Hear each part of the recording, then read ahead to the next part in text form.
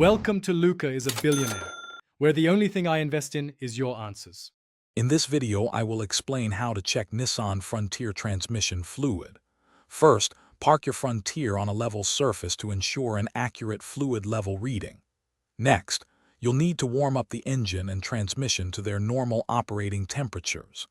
This usually takes about 15 to 20 minutes of driving.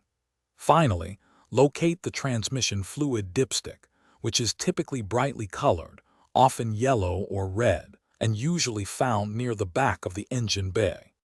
Now, with the engine still running, carefully shift the transmission through all gear positions, pausing briefly in each one. This helps circulate the fluid throughout the system.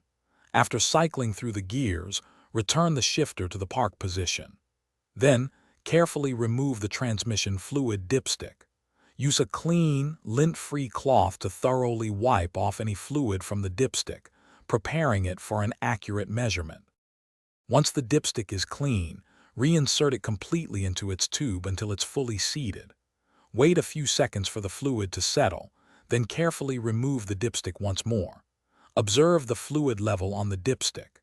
You'll typically see markings for hot or full and add or low. The fluid level should ideally be within the hot or full range when the transmission is at operating temperature. While checking the level, also observe the fluid's color and smell. Healthy transmission fluid is usually reddish and transparent, without a burnt odor.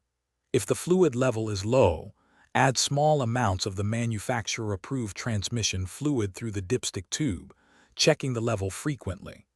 It's crucial not to overfill the transmission, as too much fluid can cause foaming and potential damage to internal components. Always consult your owner's manual for specific fluid types.